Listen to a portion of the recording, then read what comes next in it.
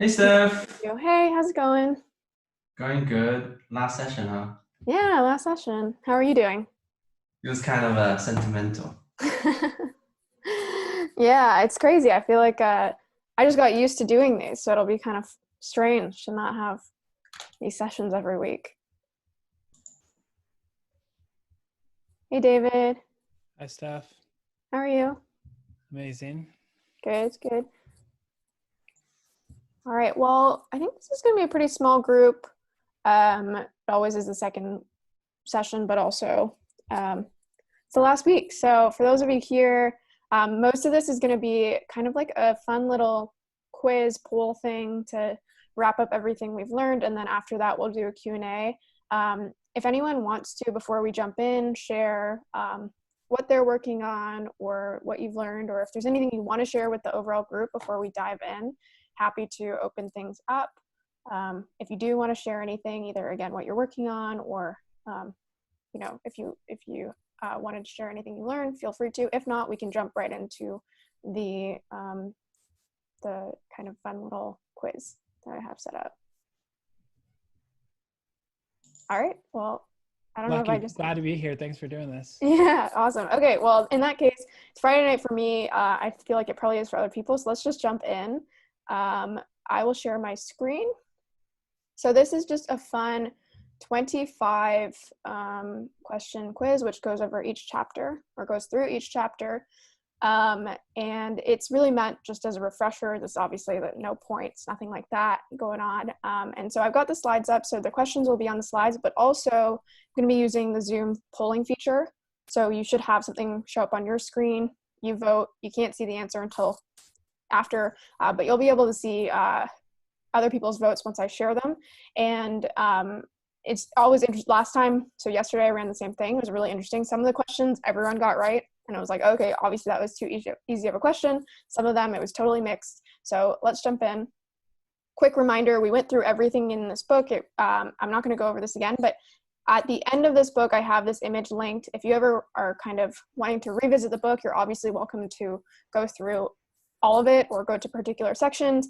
But if you are kind of just looking for a reminder as you're going through your content journey for the next couple of weeks, months, years, whatever it is, this is a good way for you to just remember, okay, like I want to revisit the personal monopoly, or I'm kind of at the stage where I want to monetize or anything like this. This is just a quick overview that you can print out or revisit at any time. Again, it's linked in the book itself as well.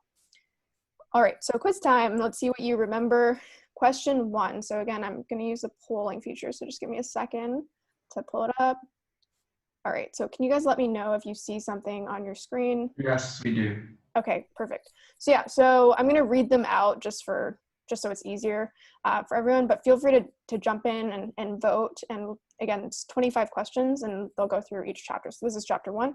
First question is 366.8 million domain names were registered in ... A, the past decade, B, the last 5 years, C, 2020 year to date, or D, Q1 of this year.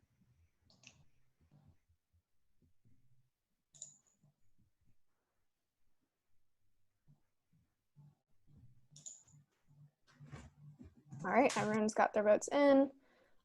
Just shared the results. So one person got it right. It is Q1 of 2020 of this year. This is a reminder just how many people are trying to put stuff online these days. As I mentioned in the book, information is in some way the new oil in that you can create it, refine it.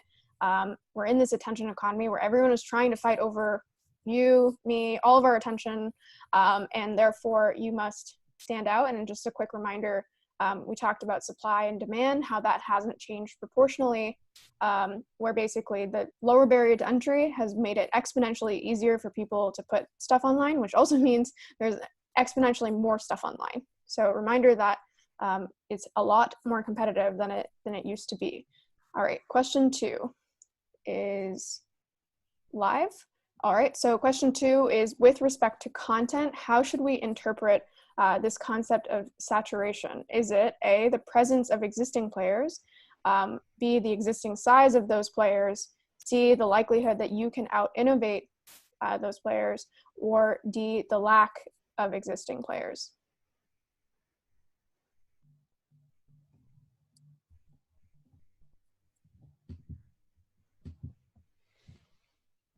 And I saw someone just join in the call. If you just joined in, we're doing a 25 question poll. You should see something pop up on your Zoom, which allows you to vote. And looks like everyone's votes are in. So the answer in this case is C. So most people got it right. It's the likelihood that you can out-innovate existing players. People misinterpret saturation. It is actually not the sheer number of people in a particular space, but the likelihood that you can out-innovate them. This is a quick refresher from chapter 1 in this concept, where again, if we imagine these circles as industries, if an industry has more players, that doesn't necessarily mean it's harder to out-innovate the players. You need to look at how well they're actually addressing the problems for the people within that category. But then also mistakes sometimes, not always, is to try to search for something where no one is participating. If no one is participating, you have to check if that just means no one cares about that particular thing. All right, let's end poll number 2, jump to poll number 3. Here we go. All right, third question. The internet has reshaped which, I use the term content mechanics instead of quantum mechanics. Is it A, the ability to put content online, B, the ability to distribute to larger audiences, C, the ability to distribute to more niche audiences, or D, all of the above?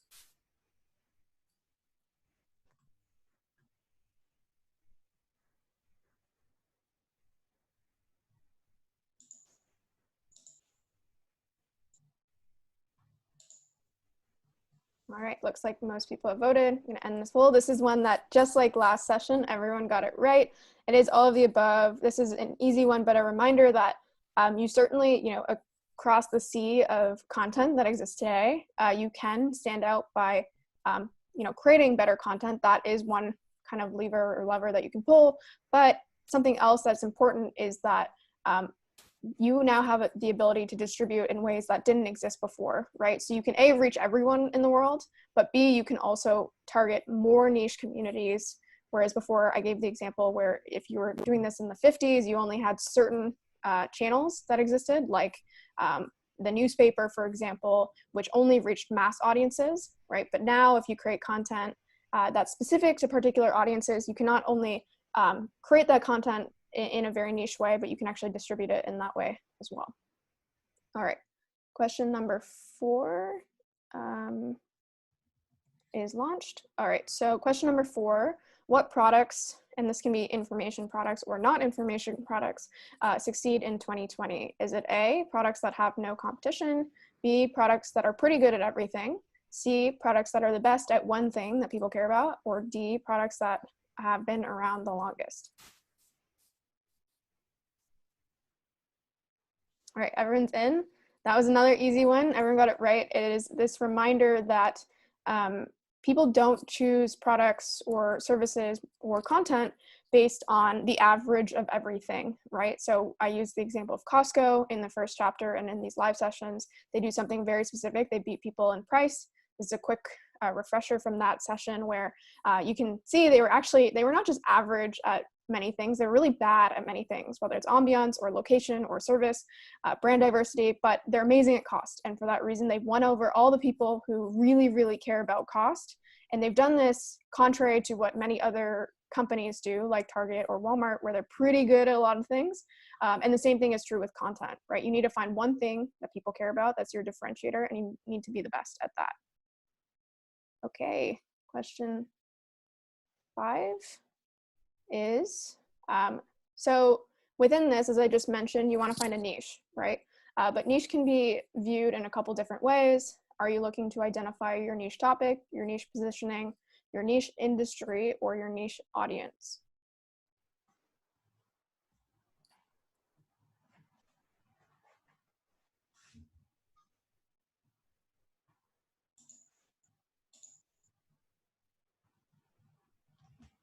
All right, this one's a little more split. So some people said niche audience. One person said niche topic. The answer in this case is niche positioning.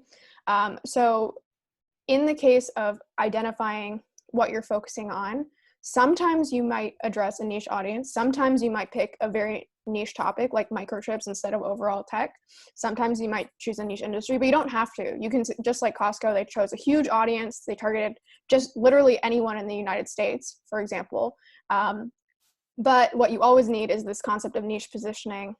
So remember, when you're thinking of niche, you can target a niche topic, audience, or industry, but regardless of whether you choose a very narrow thing, whether again it's a topic, industry, or audience, you must find niche positioning. So we talked about positioning as like funnier, more contrarian, more deeply researched, anything like that. You have to have niche positioning. You can do these other things, but you must have niche positioning. Okay. Question 6 is people tend to focus too much on their blank instead of their blank.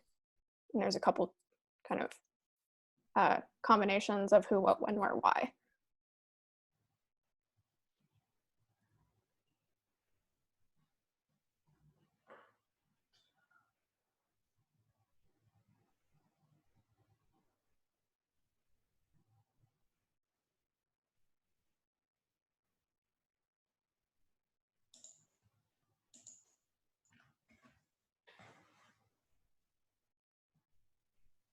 All right, Oh, everyone's in.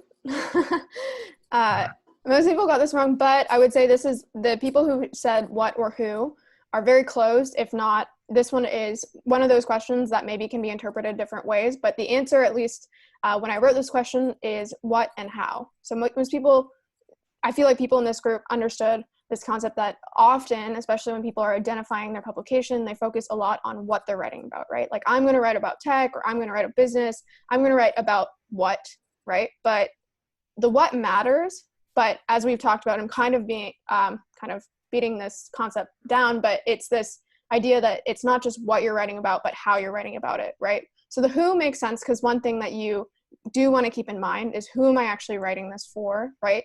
But at the end of it, the reason that the answer is how is because the reason that you consider the who is to figure out what those people care about. To use the Costco example again, it's those people I'm, for example, targeting Americans, and some of those Americans really care about price, right? So we're going to use this approach at Costco of only, getting the lowest possible prices. So that's how they're differentiating again, right? So the who matters, but you use the who to find out your how, right? Like how am I actually going to differentiate for that group of people? So the who is pretty close, and the people who guess that, I think, understand the concept pretty well. And this is a quick reminder from this slide, just that the reason, or maybe not the only reason, but one thing to keep in mind is just remember when people share things or talk about things, they're talking about the how, right? So when someone says, I love this newsletter, they're not like, I love this newsletter because it covers X. They're like, I love this newsletter because it makes me laugh, or it saves me time in the morning, or it's so much better than X newsletter because they write about things in this way, right? So just remember that when you share things, whether it's content or even products that you talk to your friends about, you're talking about why it's better, right? How they're actually differentiating versus whatever else exists there. Oops, here we go. All right, question 7. So this is chapter 2 about building your home. So this was not actually covered in any of the live sessions or the books explicitly, but I think it's important. So it's this question to set up your home. I talk about 5 different things that you need. This actually should say analytics, but the concept still stands, which is kind of a hint. You will need a domain, hosting, blogging platform, an ESP, and some sort of analytics. Which one of these is the hardest to migrate to or from later on? If you at some point choose to change your tech stack, which one is the hardest to actually migrate to or from?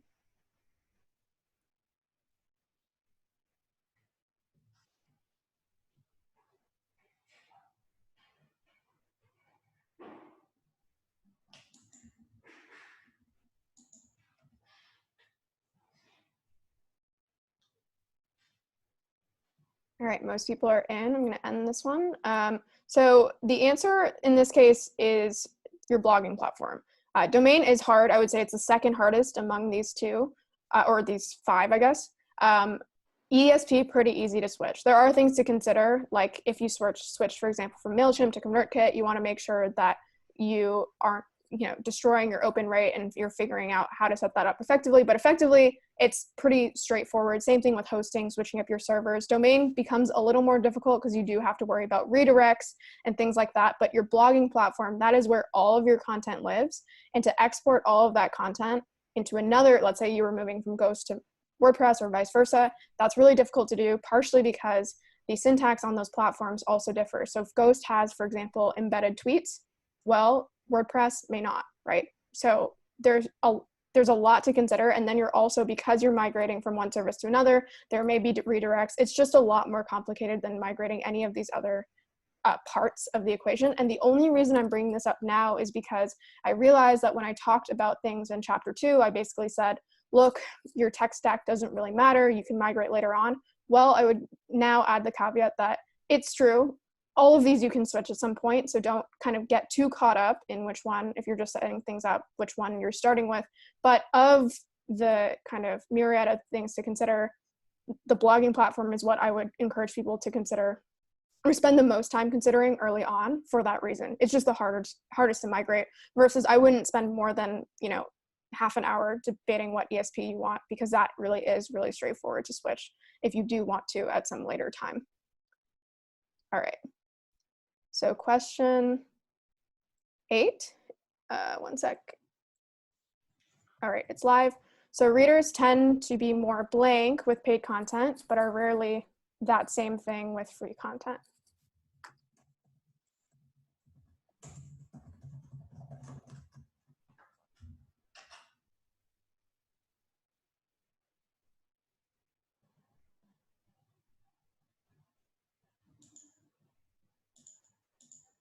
Cool. All right.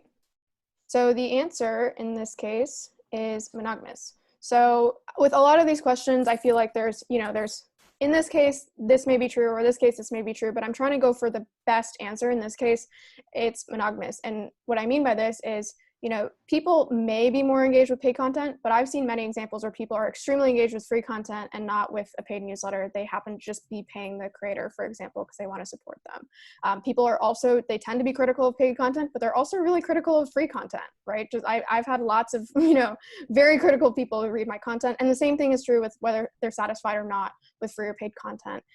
But one thing that is definitely true from my experience in the research that I've done is people tend to be more monogamous with their paid content. And that's purely because it's got a price tag on it. So if I gave the example of, if there's 5 people who write about write a personal development newsletter, and it's free, all of those are free, you will subscribe to all 5 of them potentially, right? If they're adding value to your life. But if they're all paid, you're probably not going to actually go and pay 5 different people. Then you're more this versus that in terms of actually deciding what you want to incorporate into your life. And something else to keep in mind is, if there's 5 free versions of something that you're going to create, it's a lot harder for you to start getting that content, right? Because someone is thinking of this trade-off of like, oh, I can get this for free, why would I pay for it? So it's really important to just at least acknowledge that if you're going to write any sort of paid content, how people are viewing this, right? There's only so much room. There's only so much of their budget that they're willing to put towards content, at least at this point in time. That may grow over time, but who do you know that spends more than $100 or even $30 on paid content in a given month? Not that many, right? If any. And so just consider that people tend to be more monogamous. If they're already paying for a paid newsletter within a certain genre, let's say, it's very unlikely that they're going to add something within that genre again, versus if it's free, it's a no-brainer. I've got so many newsletters in my inbox that, talk about business tech news, for example. But if they all went to paid, you better bet that I probably would only pay for one of them. All right. So question 9, here we go. Okay. Which one of these is typically not a reason that someone buys a paid content subscription? A, they want to win back their time. B, they don't have enough content. C, they want higher quality information. D, they want to fund a specific type of journalism. Or E, they want to support a particular creator.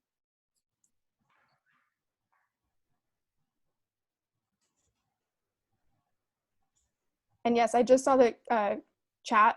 I'm gonna go through the 25 questions and then just leave room in general for Q&A for any chapter. Okay. So most people got this one right. It is B, they don't have enough content. We have enough content. Everyone who has a computer or a mobile phone has enough content. If you are doing a paid subscription, have that in mind. And as I've talked about before, if you're going to have some sort of free content and some sort of paid content, it needs to be delineated where someone get something with the free content, and then the paid content gets them closer to their goal, whatever their goal is, right? So what I see a lot of people doing is this concept of like, you get 3 free articles and then everything else is paid, but it's the same type of article. That does not work that well. And so just remember, if you're going to take anything away from this book, just know there's so much content out there. And so especially if you're paid, don't give that as your option, giving them more content. No one needs more content at this point. And this is a quick reminder of why that is, right? So before, it was hard to find content. It's hard to find the content that would serve you. Now it's hard to actually, see through the noise of all the content out there. So you don't need to add more dots in here. And just as a quick reminder, there's lots of people who want to fund specific types of journalism. Paid content in China is more fruitful for that reason. People always want to support creators. Sometimes people even support creators and don't actually read their content, but it's a way for them to support them financially. And, again, people want to win back their time. They want higher quality information. They just don't want more information. All right. Question number 10. Okay, it's launched. If you do get your content, what is the most important thing that you should consider? A, how much you are planning to charge. B, how consistently you will publish. C, what your distribution vectors are. Or D, your customer LTV or lifetime value.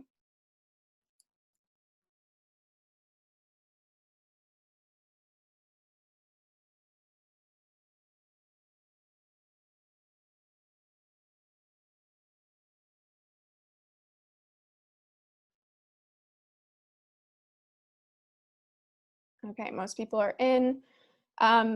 So this one's a mixed bag, and this is similar to some of the other questions where all of these are things that you probably should consider, but there was a specific point that I was trying to make here, and it does matter how much you're planning to charge, right? That is something that you should consider.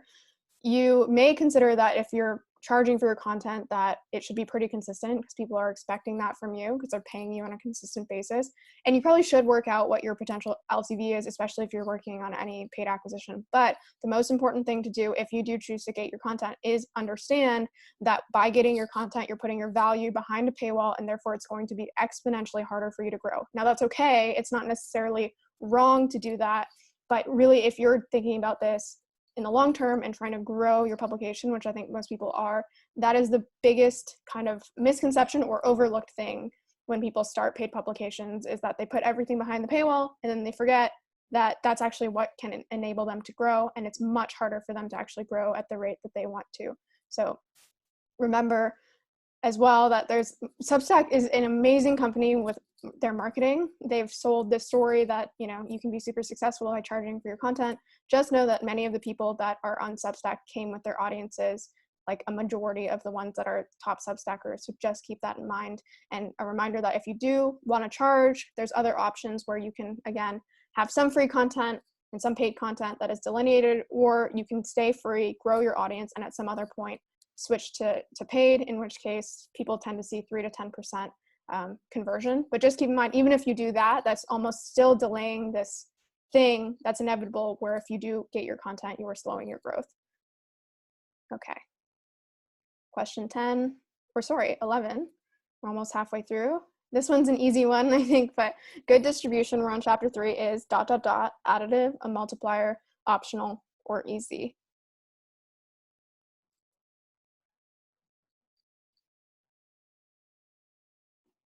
All right, everyone got it, and this is the same as last time. So next time I do this quiz, I need to make this question harder, but it's a multiplier. It's just this reminder that as you go and you write online, many people forget, or maybe not forget, but don't invest enough in distribution. And it really is, if you've ever seen like Derek Sivers' ideas versus execution multiplier, this is kind of the same concept, where if you write a great article, that is really important. That's kind of like the base, the foundation, but to actually get it in front of people is just as, if not more important. And it is this like, I use arbitrary numbers here, but it's almost like a good article is worth 10 and a great distribution can be worth 50. And if you marry the two, then you get 500, right? Versus some of these other combinations. All right, that one is pretty straightforward. So we'll move on to question 12, which is, when you're just starting out, your job is to do things that don't blank. A, cost very much. B, require much bandwidth. C, scale, or D, have much competition?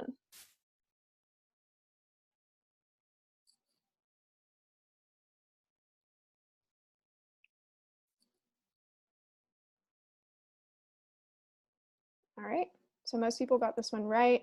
It is your job at the beginning, at least, is to do things that don't scale. You actually shouldn't be necessarily targeting things that don't require much bandwidth, because things over time are more scalable, and therefore at the beginning things will require a lot of bandwidth. You'll need to do a lot more research. You'll be figuring out how to write more effectively.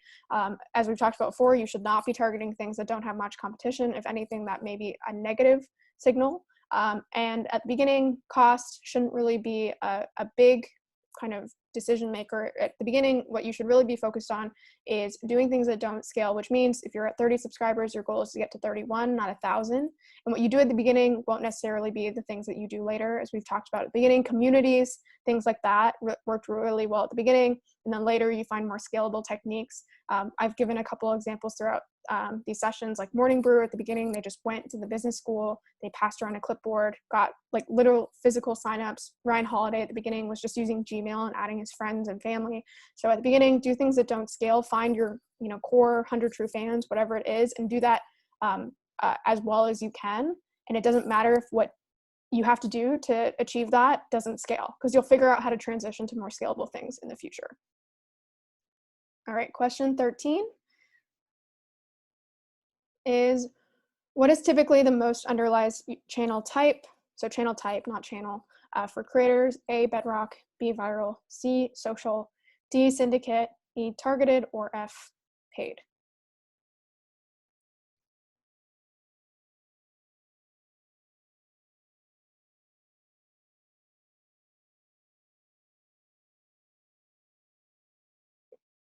All right, sweet. So most people got this one right as well. It is Bedrock. This is an opinion. I want to caveat with that, in that these channel types were effectively made up by me in terms of bucketing things. And in general, I tend to see most people focus on viral channels and social channels. Those are the types of channels that don't have much Bedrock. Social has a little bit more because you can build up a following on them. But in general, those are channels that are really, really fun to chase, but don't really provide you with this foundation over time. I like that some people actually said syndicate here, because some of the syndicate channels do have Bedrock in some way, like YouTube, for example. It has certain fundamentals where if you're building up a base of content that people search for and discover. And so Bedrock and syndicate, I can see how those two kind of are more similar than some of these other channels, and tend to be the ones that people don't focus on enough. I will show you just a quick recap of what the channel types are. And just again, you can see Bedrock is these slabs over time that you're building. Syndicate tends to have similar slabs. So that's why I'm calling out that for the people that chose syndicate, I think there's some merit there as well.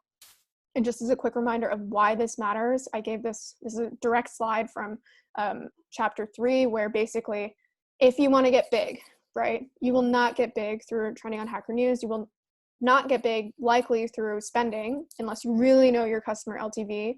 But how you can get big in a very achievable, predictable way is through search engine optimization, or really any Bedrock channel. Here, SEO just tends to be the one that is most often used.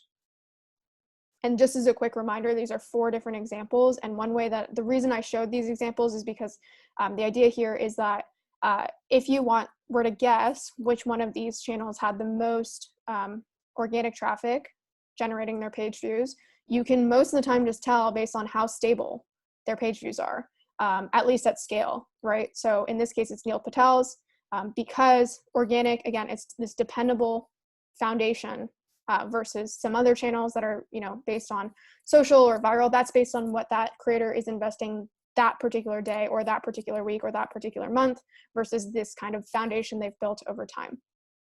Okay, so question 14, I'll launch now. And it is, when you're optimizing for your conversion modals, which of these is not one of the suggestions that I gave in the book? Is it aligning the copy to match the value that you're providing, removing distractions, calming concerns, minimizing the length of the copy, or using social proof?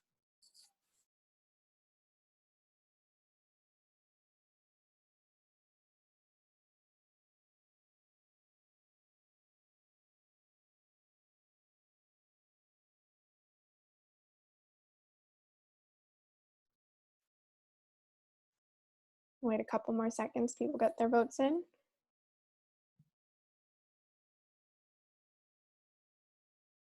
All right.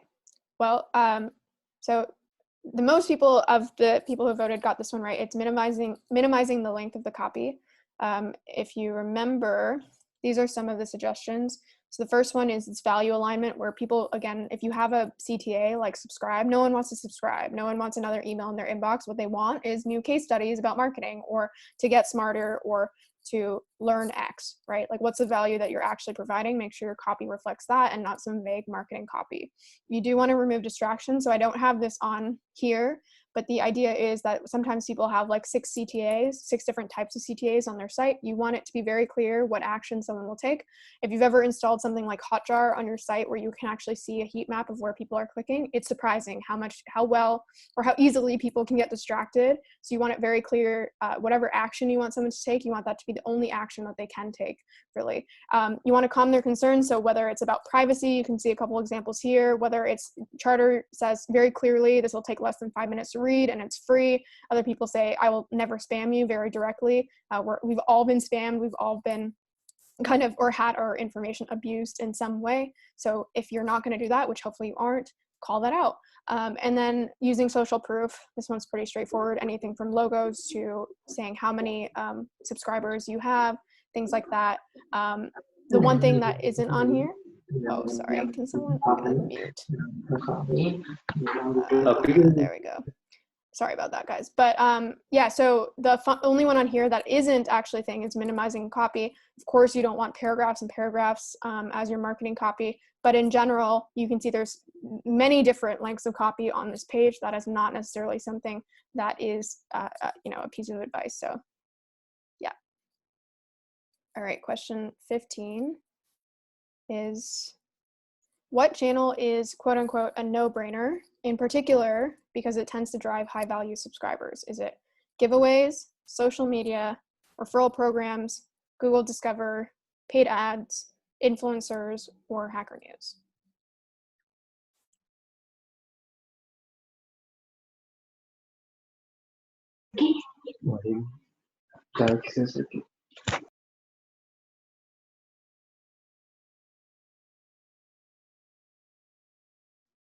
Okay, so a lot of people got this one right. It is a referral program.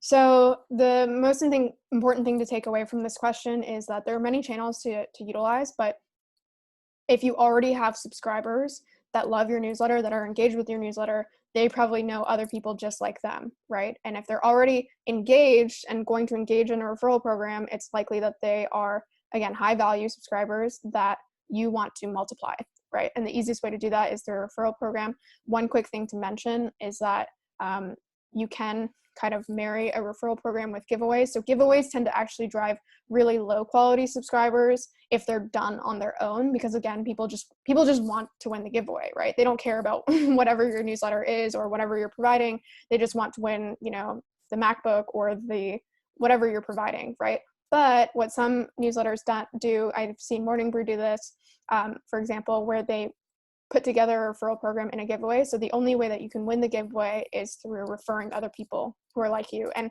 one thing to quickly keep in mind here is that this does require a little bit extra tech work, in the sense of, like, you're going to get a lot of bots, you're going to get a lot of people trying to abuse that system. So that's worth keeping in mind. But in general, if you have high value subscribers, the best way to multiply high value subscribers, because they've already been filtered, unlike if you were to post something on Hacker News or paid ads or something like that, then the referral program allows you to do that pretty effectively. It's not going to spike your subscribers overnight, but it is kind of like a no-brainer to at least implement. Okay.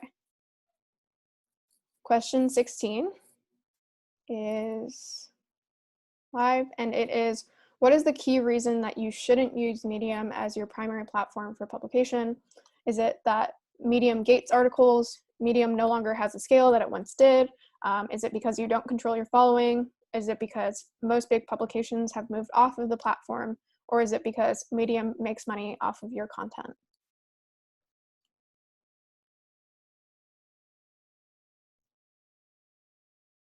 This was another easy one. Pretty much everyone got it right. Just like the last session, it is because most you don't control your following. So all of these other things are pretty true as well. Like they get your articles, they make money off of your content. Lots of big publications have moved off, so they no longer have as much scale as they once did, at least in some areas, although Medium is still huge. It really is like a massive engine. If you look up their DA or how much traffic they get on SimilarWeb, they still get a lot of traffic. So Medium is not dead. Some people like to say that. It's definitely not dead, but you should not use it as your core home for your content, because you don't own it. So if you built up an amazing following on Medium and you wanted to move off one day, well, guess what? You can't, right? You don't have access to those subscribers. So since everyone got this right, I won't nail this one, or I won't focus on this one too much, but pretty straightforward. Medium, Substack. Substack just added custom domains, but in general, you want to own whatever you're creating. Okay, question 17. What is not true about publishing on Reddit? Is it Reddit is massive?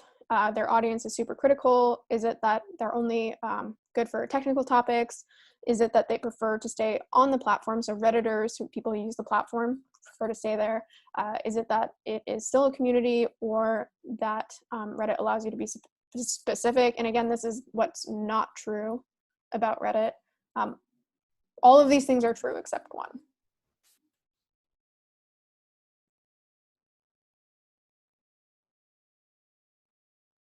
Okay, most people have voted. So it is most people, or the most people who voted for this got it right. Reddit is only for technical topics, and that's not true. If you go to subredditstats.com, or there's another tool that I've linked in the book called Unvaka, where you can browse different subreddits, there's literally a subreddit for everything, right? Whether it's like, like hair tips, or like different sports, like there's literally anything that you could possibly write about, there will be a subreddit for that. And if not, you can also start one. So Reddit is for everything. All of these other things are true though. It's massive, it's still a community, you need to get to know it. They do tend to be pretty critical on the platform, so you need to learn how to leverage it properly, and people tend to prefer to stay on the platform. So if you're not familiar with Reddit, each subreddit is their own community and they have different rules, and many of the communities don't even let you post a link just as a link itself. They need you to actually like post a full-blown, couple paragraphs or something like that if you're going to participate. So, oh, I didn't share the results. There you go. But yeah, overall, Reddit can be this amazing tool for growth, but you really need to get to know the platform. But it is not just for technical topics, it's for everything. All right, question 18 is, what two aspects of the code, so again, this is a framework that I made up, it's not in some textbook anyway, but the code's framework: cost, ownership, dependability, effort, and scalability. Which of those two aspects explain why SEO in particular as a channel can be so impactful?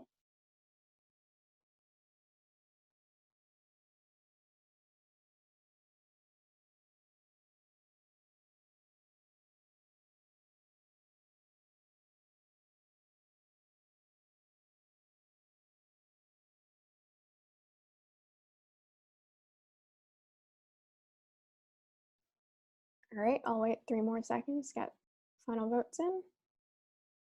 All right, so only one person got this one right, actually, in this case. It is E, dependability and scalability. So I'll go through quickly a couple of these. So the one that, or the two that it's definitely not, so effort and ownership are two of the parts of SEO that are the most difficult, in the sense that you don't, with Google, ownership is better than something like Facebook or Twitter, because Google's purpose is to send people to another website, right? Someone searches for how to write content online, they Google it, they get a bunch of results, and then they end up on someone's domain. So there is more ownership than, for example, Twitter, where you don't, most of the stuff lives on Twitter. But in all cases, with social media, you don't own the algorithm, you don't fully understand the algorithm, and therefore the ownership isn't quite there. Versus if you have a newsletter, you really own that, right? If you send out a newsletter, you know exactly who it's going to reach, you can guarantee that it reaches those people. So it's not ownership, it's also not effort. Effort is the one reason that actually most people stay away from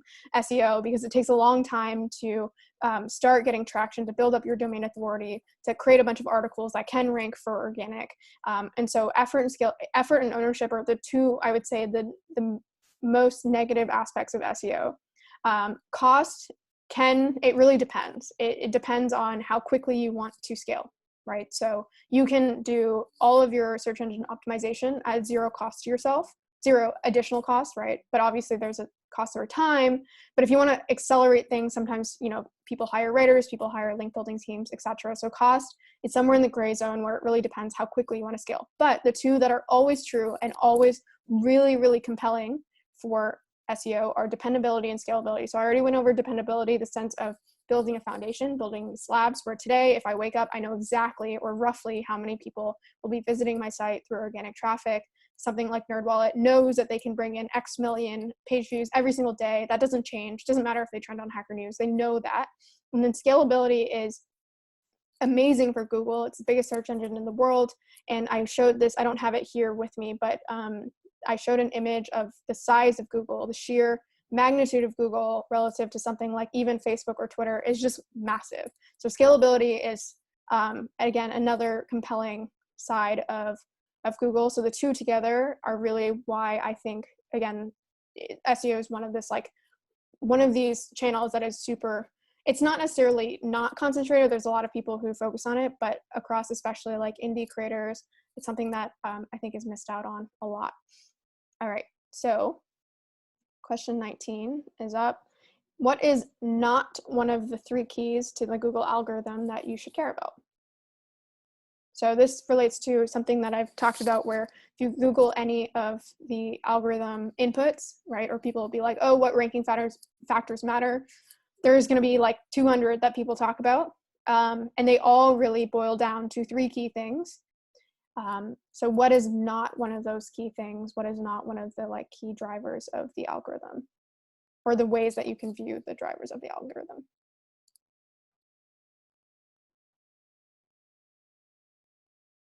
All right, I'm gonna end this one because it looks like most people, actually, almost everyone got it.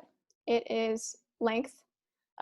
So because most people got it, I won't drill into this too much, but relevancy, credibility, usability, all the ranking factors, if you go down the list of 200 ranking factors that actually people say matter, you can basically bake them out to be something that is Google's attempt to see if something is relevant, credible, or usable.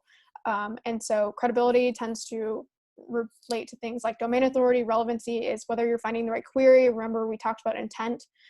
There's a question about intent coming up. And usability are things like, is it mobile friendly? Does it take like 10 seconds to load or not? So you can really understand how Google is really trying to ascertain whether something should be ranking or not through those 3 things. Length, I want to call out, is something that people tend to be like, oh, Google really prefers long form articles. That is not true. Google prefers what actually satisfies the reader or the searcher's intent, right? So I gave an example in the SEO session of, if I Google, because I'm Canadian, what is 25 degrees Celsius to Fahrenheit?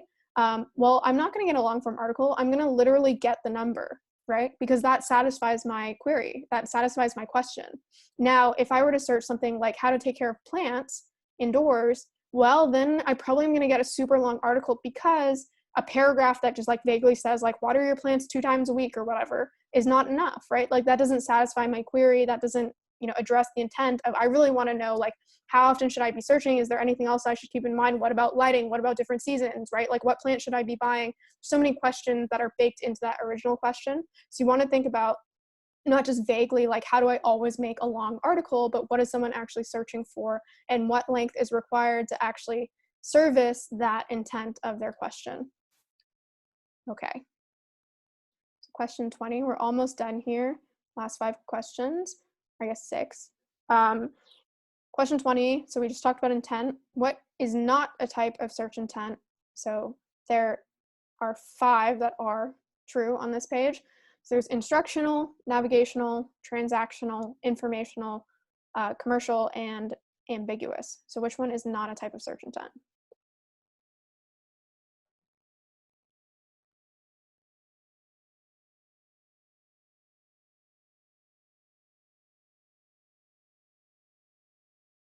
All right, most people guessed, and everyone got it wrong in this case, and this is very similar to the last session. But I want to say that it shows that you were paying attention to some extent, because this is the closest thing to correct other than the actual right answer, which is, so the answer is instructional. Instructional queries, that's not a type of intent. that would fall under informational queries, but I get how this is a little bit of a trick question because it sounds like informational. If within informational queries, there's many different types of informational queries. If someone's looking for instructions, that'd be informational. Someone's looking for a definition, that would also be informational. If someone is looking for, a long form opinion piece, that's also informational. And so this is just a quick reminder of the different types of intent. So informational is what we want to target. So I get how, again, instructional sounds like informational. Navigational, transactional, commercial, we don't want to be targeting that, at least with our long form content. Now, the thing I want to call out here is ambiguous. The reason that I feel like most people actually understood the concept of this is because I did make it clear in the SEO section that a single searcher never has ambiguous intent. So if I'm looking for something, right, I know exactly, at least like in the back of my head, it may not be at the forefront, but I'm looking for a particular thing, right? But as I gave the example for Apple, right, if someone searches the term Apple, are they looking for the company? Are they looking for the stock ticker? Are they looking for the fruit? Are they looking for images? Well, every single person searching for Apple has a very clear intent, that single person, but the amalgamation of those people leads to a query that does have ambiguous intent. As we talked about before, you want to avoid queries with ambiguous intent because Google struggles to decide what to rank there because it doesn't quite know what most people are looking for, right? Because it either is, in some cases it's changing, or in some cases it's just like certain fractions of the population searching for that thing are looking for different things. So for the people who guessed ambiguous, it's not completely untrue, but as a reminder, a single person can never have ambiguous intent, but a query overall can have ambiguous intent. All right, so question 21, why are niche keywords often better than broad keywords? Is it because they have less competition? They're easier to get the intent right? Because click-through rate diminishes exponentially across rankings? Is it A and B, or is it all of the above?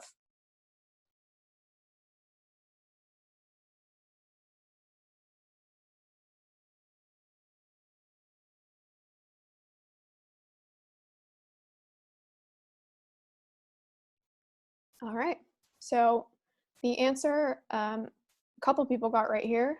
It is all of the above. So it is true that niche keywords have less people trying to rank for those keywords.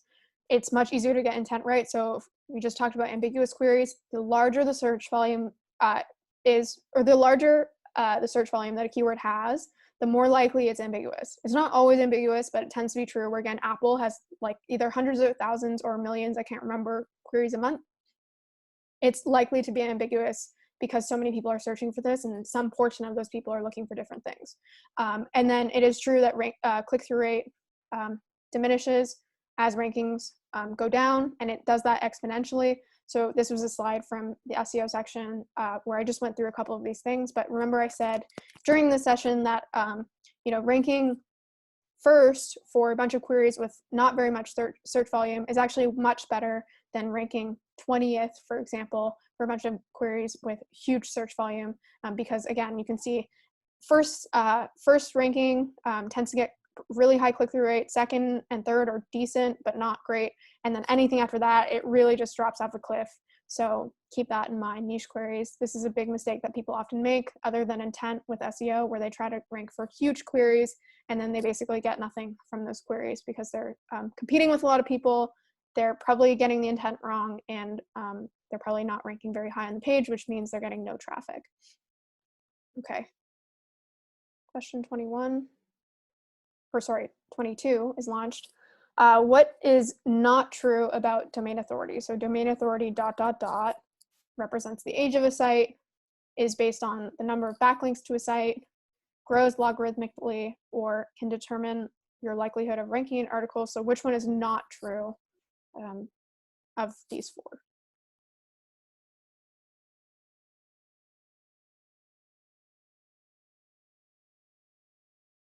Okay, so most people got this one right. The answer is, it does not represent the age of a site. There's tons of sites that have been around for a very, very long time that don't have a high domain authority, and vice versa. What it does do, these other things are true. So it does represent the number of backlinks and referring domains to a site. That is generally how domain authority is calculated. it also does grow logarithmically, which means that it is much easier to grow from 0 to 10 domain authority than it is to grow from an 80 to 90. And then finally, it does very clearly impact your likelihood to rank, both in terms of your page authority and your domain authority. So the overall number of links to a specific page that you're trying to rank, but also the overall domain authority, the number of links you have to your overall domain. Both of those matter. So the only thing that is untrue here is that it does not represent the age of a site. Of course, something being around for longer has more time to generate backlinks and referring domains, but that is not always representative. Okay, almost done here. Question 23. When building links, you want to focus on ... Oh, shoot, sorry. I went to the next screen. So I guess we'll skip by this one, but for those of you, I'll quickly explain it. Sorry, I went to the next slide. But the idea here is that there's two different kinds of links. There's follow links, no follow links. The default is a follow link. So most sites, if they link to you, will have follow. You can inspect the link on the page to see it should say ref equals no follow or follow. And you want follow links. No follow links are specifically a site actually saying, hey, I'm not actually vouching for this site, right? Like I'm linking to it, but I'm not vouching for it. And in general, that tends to happen with sites that have user-generated content. So sites like Dribbble or Medium, for example. And the reason for that is, again, they are not choosing what's on this site, right? It's not like me publishing all my content, deciding who I'm linking to. It's a bunch of people that are users on the site, and therefore they're writing whatever the hell they want, right? And so Dribbble will say, you know what, we're not controlling everything that's being written on the site. And for that reason, anything that we link out to is no follow. So if you are going and trying to build links for your site, you're trying to grow your domain authority, make sure that you're building follow links and not no follow links. And the same thing is especially true if you are hiring any sort of link building agency to make sure that you're getting follow links and they're not just being like, oh, we built all these links to your site and they're all no follow links. Okay, so question 24. We're almost done. 2 more questions and we're in the final chapter, which is monetization. So if you're setting up a newsletter sponsorship, using blank is best for advertisers, but using the second blank is easiest if you are a new newsletter.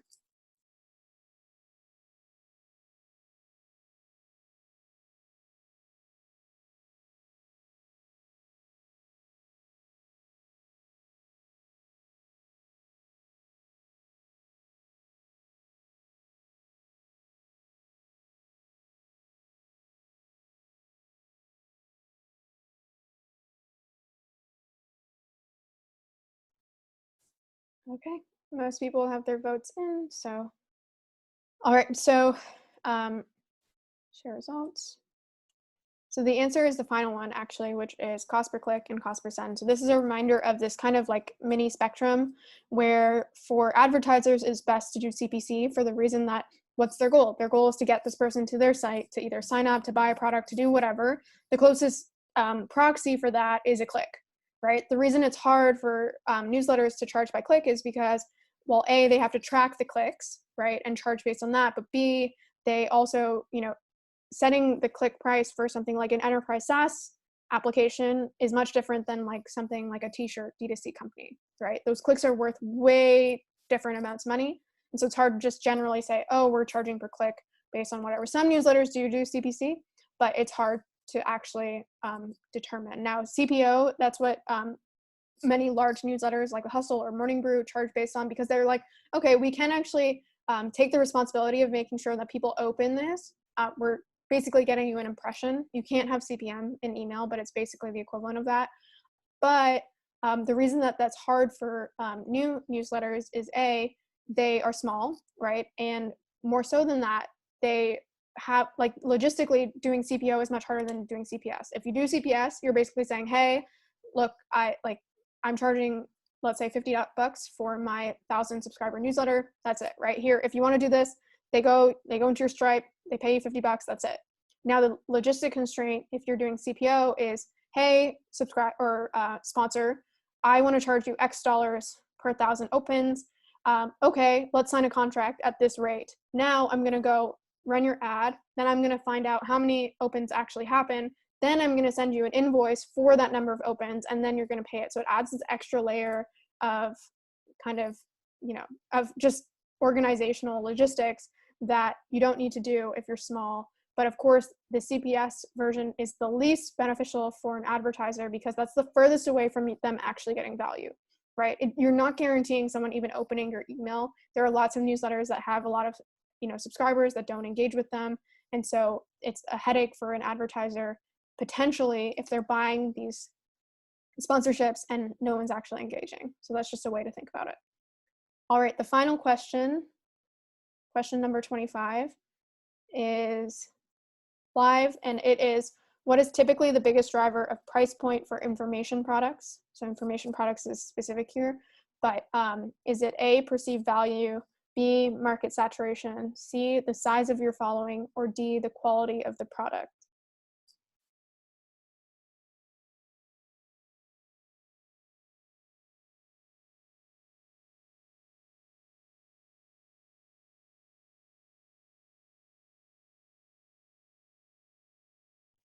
All right, so most people got this right.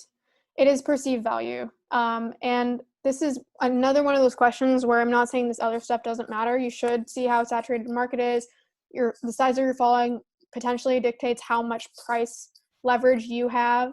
And the quality of the product certainly has an impact on price. But something to keep in mind here is all of those tend to have kind of micro influence on whatever you're creating. But the perceived value on whatever you're creating in terms of how people view that product generally pretty much dictates your price range. So for example, I created this as an ebook, and even though I ended up doing live sessions, and even though people may have gotten much more value from it, I could never charge thousands of dollars for this because it's an ebook.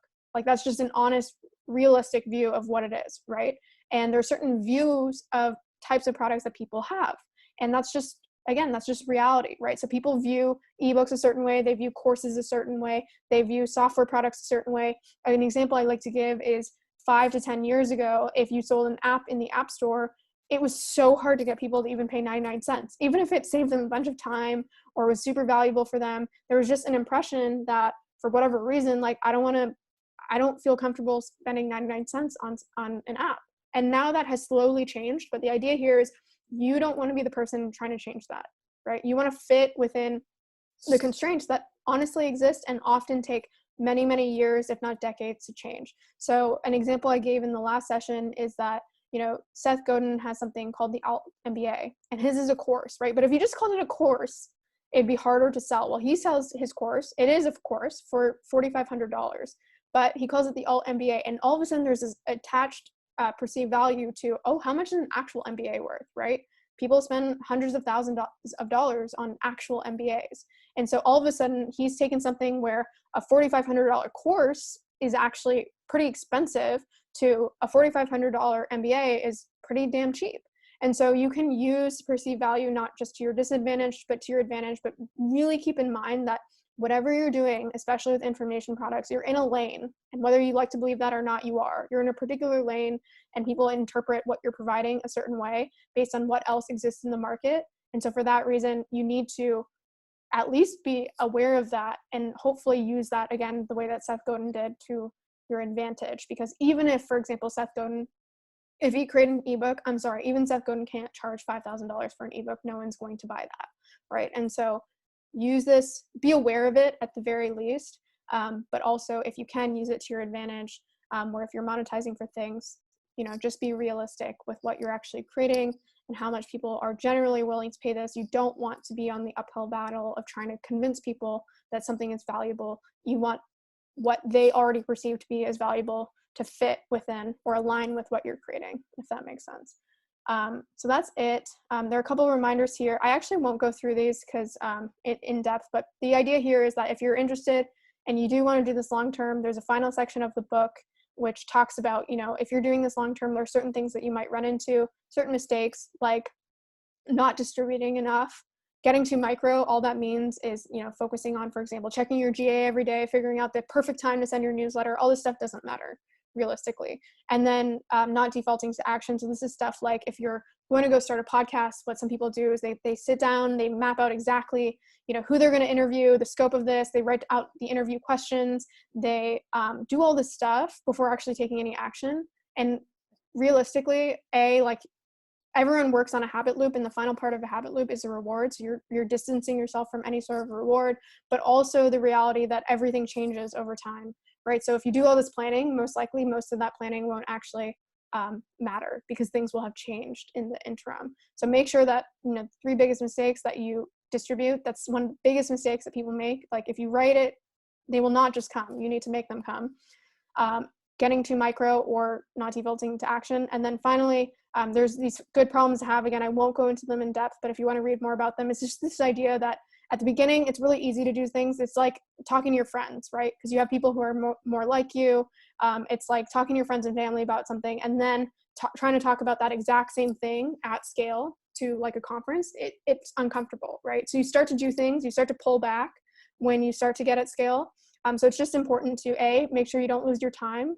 You will, if you grow, you will have more people reaching out. You want to be mindful of that. I have a certain template that I share in the book of what I do now when people reach out to like get me to test an app or hop on a quote unquote quick call, things like that. Losing your edge. There are certain things that got you to where you are. So make sure that you don't, for example, at some point once you're big, say, oh, I don't really want to talk about these topics anymore because I'm not sure how people will react. Well, if you initially were writing about them, that's probably what got you to where you are. So don't pull back once you're big. And then losing your why. Some people create publications just because they want to go make a bunch of money, but some people it's because they have an opinion or they're trying to, articulate something, or they're trying to be additive in certain ways. Don't lose that, specifically at the step of monetization. Like don't pivot to just try to milk whatever you're doing. Don't lose your why. Don't find yourself 2 years in being like, why am I even doing this? I hate writing. You've probably lost the script at that point. So if you're interested in some of these things, there's kind of a final section in the book, which you can read. And the final thing I would say is just, especially when you read kind of like a book like this, you have all these ideas and you go into these plans. You're like, I'm going to do all of this stuff. Well, the best thing that you can do is actually just start doing things, start taking action, because what's important is just visualizing a future state that you want to be in, and then knowing that you may not know exactly how you get to that future state and just iterating until you get there. So that's all I've got for the poll Q&A quiz thing, and also for the slides, but I will open it up for any additional questions before we drop, if anyone has any. Yes, hey Steph, Hey. very nice. Hi, congratulations and thank you very much for Thank you. putting together the course for us. So a question on the content format. So everybody is not a prolific writer, let's say like you, right? So certain people might have limited writing skills, but they might have other skills. Let's say they are good with the data and they can, put together a neat data visualization, or they can just talk to a person as an interview, record a small podcast, or put it there, that way. So would you say that if our main strength is not writing, we can start off with, all of those things, and that could be an equally effective way than the written form of content? Yeah, I think you should start wherever or with whatever aligns most with your skill set. So that's why, certain people are great podcasters, but yes, they're not great writers. So they start a podcast. Charter is a publication or a newsletter that I've mentioned many times here. They are good writers as well, but most of their content and why people follow them and why they've built up an amazing following on channels like Instagram is because they're all visual, right? They've turned something like tech and business news into something super visual that people like engaging with. And so, yes, I think you should start where your skills lie. And another thing that I quickly want to just mention about writing is, in general, what we're taught in school about writing is that, you have to have a thesis and you have to write in these ways and the grammar has to be perfect. At this point in time, successful writers are successful storytellers, right? They have a point that they're trying to convey, and the writing itself is a tool, right? So you can replace the writing with other tools, right? Like speaking, like visualizations, like data, right? So all you're trying to do is you have a thought, you have something you want to communicate, and you're trying to communicate it in some way, right? And so writing can help you get there, but many other tools can help you get there. So you should use whatever tool is best. But if you choose writing, just keep in mind that you don't have to be a, like a classically great writer. I personally kind of struggled with writing in school. And so just remember, writing is a tool, and try to get rid of this sentiment that your writing has to be perfect or grammatically correct. It just has to be good at conveying whatever point you're trying to convey. Thanks. So just a follow up on this charter and a related non-writing tool like Statistician or something like that. There's like they also do all visualizations. But a lot of articles they put together, the topic are like, okay, the fintech startups who got funded in South Korea in 2019. So they appear as if it is written exclusively for SEO. So do you recommend that approach where you are just doing it for SEO and may not be any relevant readers who would actually care about such kind of a visualization?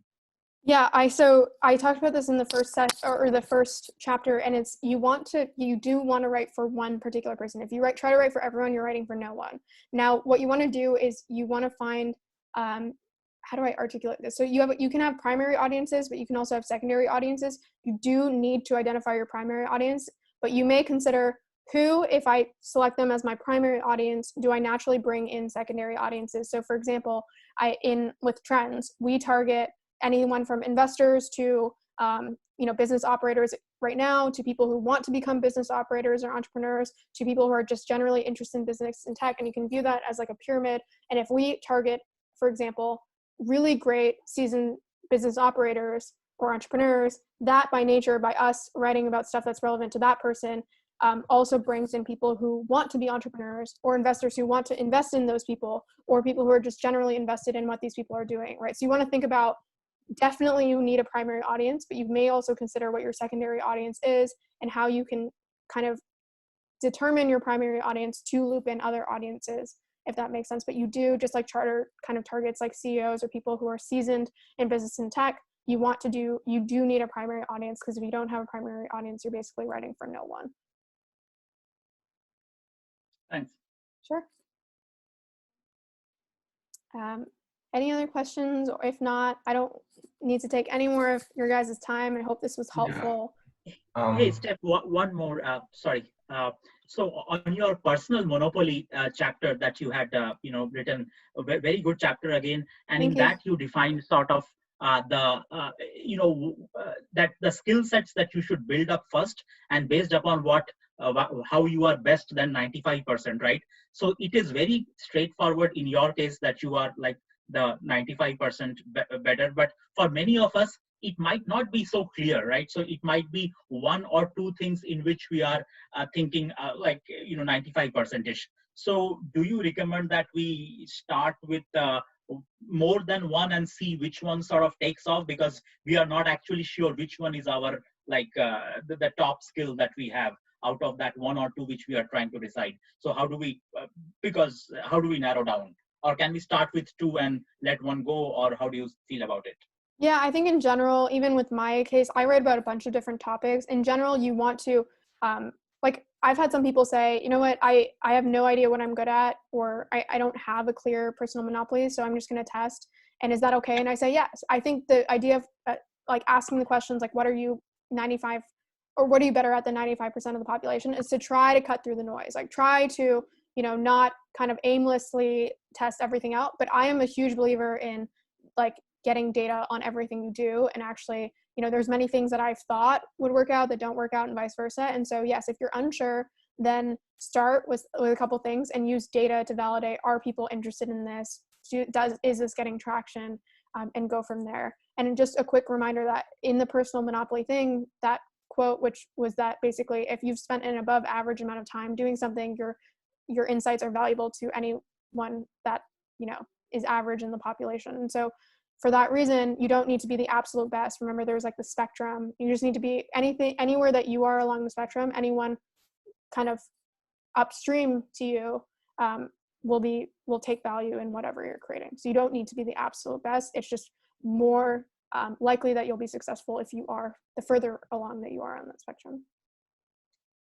Perfect. And I promise that this is the last. So you packed so much value in this course that, as you said, that you could have created it a course and priced it higher. So what was your thinking process? Why did you call this as an ebook and charge $30, $50 versus why not call it a course and charge $100, $200? Like, what was your thought process behind it?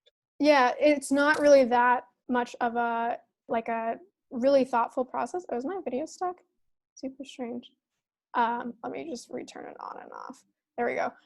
So it wasn't that thoughtful. It was more so that, I could have tried to maximize the amount of money that I made from this, in which case I probably would have gone through some sort of course and made it a higher price point. But for me, the idea of me creating this book was that I saw a bunch of content online, which was actually inaccurate or maybe well-intentioned, but again, not helpful to people. And I've been doing this for for many years, creating content online and built up this knowledge base. One joke that I made with someone recently is like, I know there's a lot of people who write online about this stuff, but like I've been paid as a professional to do this. Like I'm not just someone who vaguely decided to create a book about content. And so I just saw this happening and I was like, I just want to create a resource that is actually from someone who, I don't necessarily consider myself a quote unquote expert, but I have been paid to do this for many years. I have grown my own stuff. I have grown, publications for businesses. And so I wanted this information to be out there. So that was what I was optimizing for. Now it's different if you really are trying to optimize for, money, for example, and there's nothing wrong with that. But in this particular case, it was like, how do I reach as many people as I possibly can? And I'm not going to reach that many people if I charge, $1,000 for this information. And so that was what I was optimizing for, not necessarily money in this case. Thank you. Hi, Steph. Sure. Hey. Hi. I just want to say hello, fellow Canadian. I'm in Ottawa. Hey. Awesome. I heard somebody mention you on one of the podcasts, and I'm like, anytime I hear a Canadian's name, I'm like, I gotta research this person. So, first of all, the book is being amazing. I think you've done it. Your depth and your reflection, the way that you've packaged the material, I just found it excellent. I've not been able to keep up, so I just wanted to get in last set, connect with you. And I just wanted to just real quick ask you, like, I have a lot of ideas, I'm like you, I'm not the best writer, but what I've been noticing from listening to Sam Parr and a couple other folks about copywriting, do you have if you do release a copywriting course, just email me and I'll buy up all the seats, you know what I mean? But what I'm trying to get at is that if you're planning on doing a book like that, I'd like to know, B, do you have any reference, like would you recommend any particular book that's kind of gets to the point kind of thing? And C, would you do some one-on-one with me on copywriting?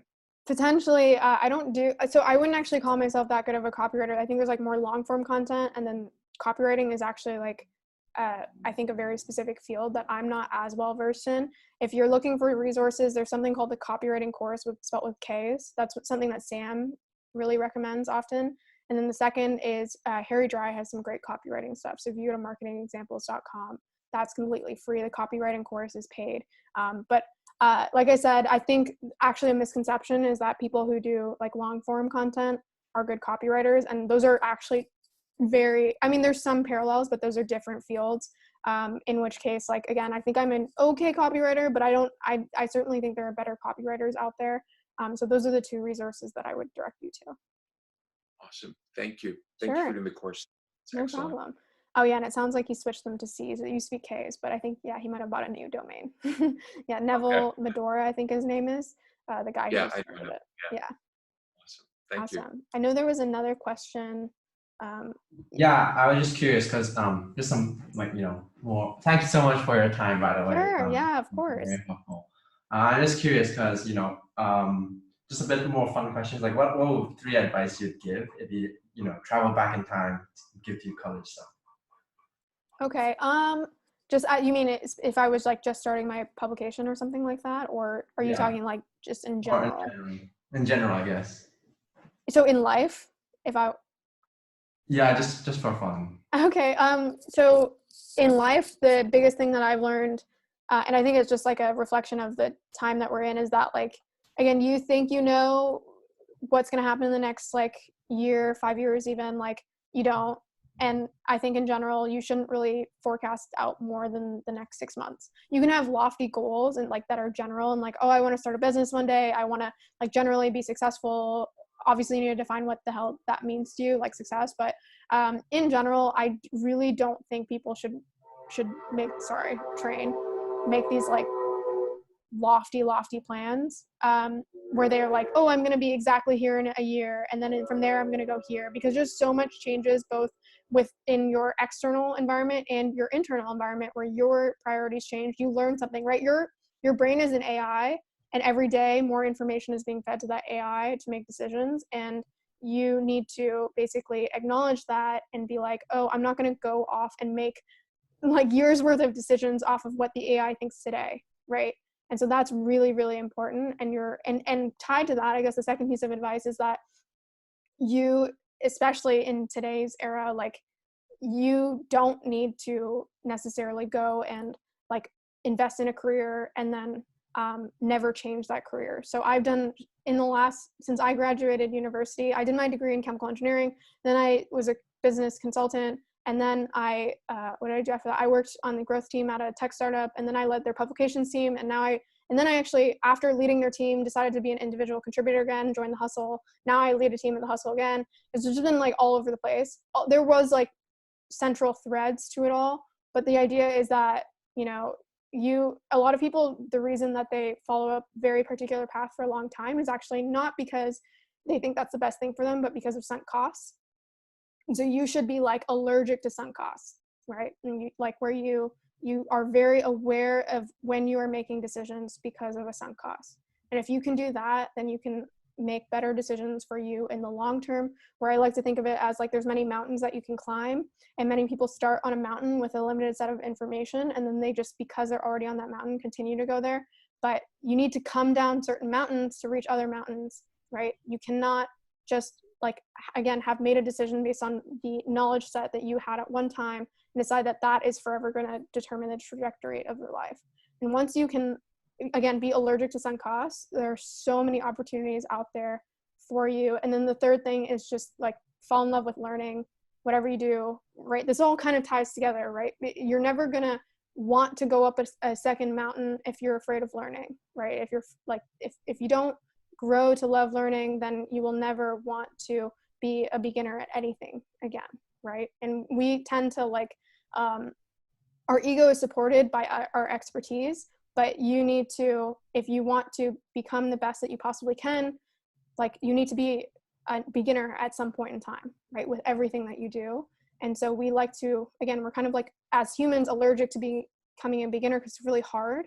But you cannot, like if in my How to Be Great article, I talk about like local minima and maxima versus global. You will never reach the global minima or maximum if you are constantly just in the, like kind of just oscillating within a certain space. You need to take big risks, which sometimes pay off and sometimes don't, in order to reach those other mountains, right? And you never get to a second, like mountains don't, there's no connection at the top of two mountains, right? You need to go down a mountain to start, you know, going up a new mountain. So that all kind of ties together.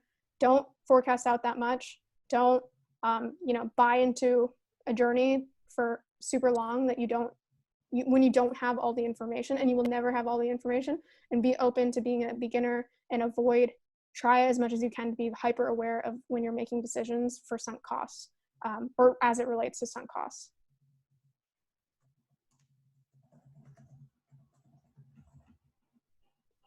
I see a question quickly in the chat. Some folks write only for SEO, not for human beings. Thoughts on that as a growth hack? It's fine. NerdWallet, for example, is a site that they've built up mostly just, I mean, they're written for humans, but the idea is that you're writing to rank, not necessarily to like provide joy or interest necessarily for people. In the end, I would only recommend that if you really know SEO. That's a hard game to win. And you need to, it's like, if that's all that you're doing, it's super competitive.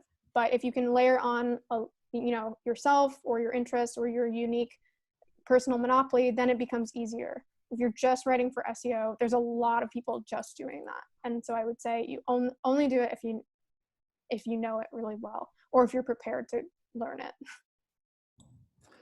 Steph, thanks so much for doing this. Sure. You mentioned in the 6th chapter there, you just mentioned not defaulting to action as a personal misstep. That one really resonated with me. So I'm just curious how you turned the corner there.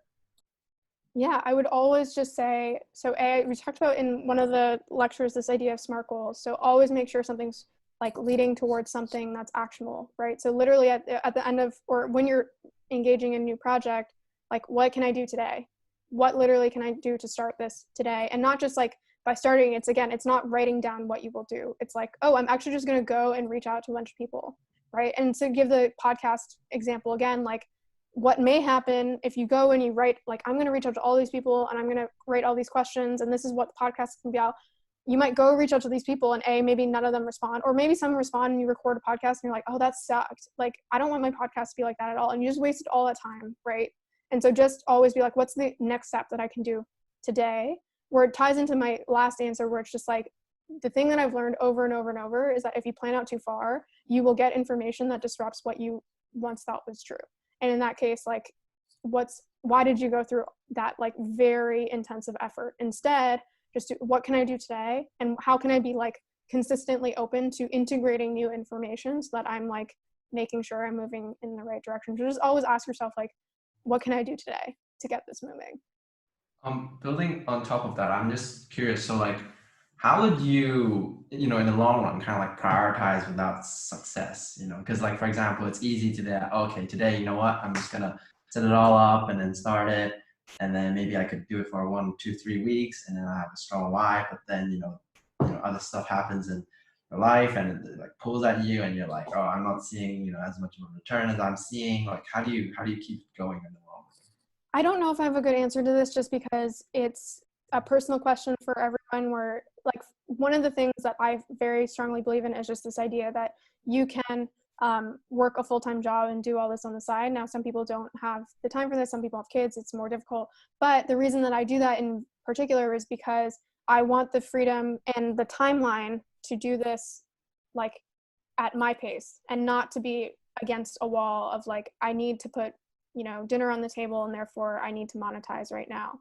Like it really did take me, I probably could have monetized earlier, but it took me 2 years from like when I started making projects to actually monetizing, which was this book, right? And that was really nice. And that also means that anytime I want to go to monetize, it's from a place of, again, like I want to do this. I want to provide value for people and I happen to be putting a price tag on it. Not, I want to make money. What can I do to make money? Those come from very different places and tend to, not always, tend to result in very different products for people. And so that's, again, I don't have a good answer because some people really do, like they need to get to monetize right now. And if they're not seeing success, it is hard to continue. So I would try to structure an environment where this is a creative endeavor for you that you can continue working towards, that doesn't need to reap rewards at the beginning or even for quite some time. Right? So structure it in that way. So you're leaving it open to be a creative endeavor that hopefully will reap rewards, but you're okay. Almost like how, if VCs invest in companies and they're like, I don't expect this to return. I do expect it to return at some point, but I don't expect it to return right away. And we're structured in a way where it doesn't need to, right?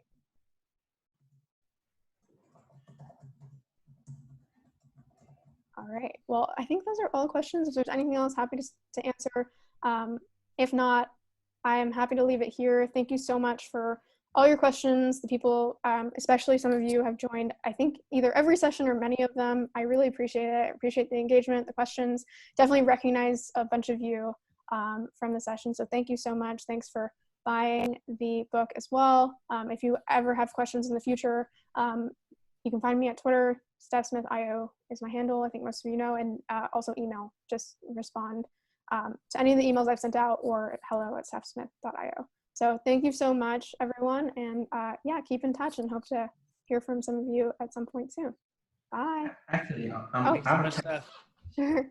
the last one is like a technical question, because like previously I've always been using the PDF version. And so I tried like opening up like the EPUB version and other versions, but then it's like, I don't know why, but the EPUB just wasn't seeming to work. So the EPUB is a tricky one. I only included that more recently because some people were asking for it, and it's only really used to convert to new formats like Kobo. If you're reading on the computer, PDF is definitely the best. If you're reading on Kindle, Mobi is the best. In most cases, I would not use the EPUB, basically, is my Oh, answer. okay. Unless there's So a very you specific recommend reason. that I should stick with the PDF then, huh? Yeah, especially if you're reading on a computer. Awesome. Thank you so much. All right, This has been thank very you. helpful. Bye, everyone. Bye. See ya.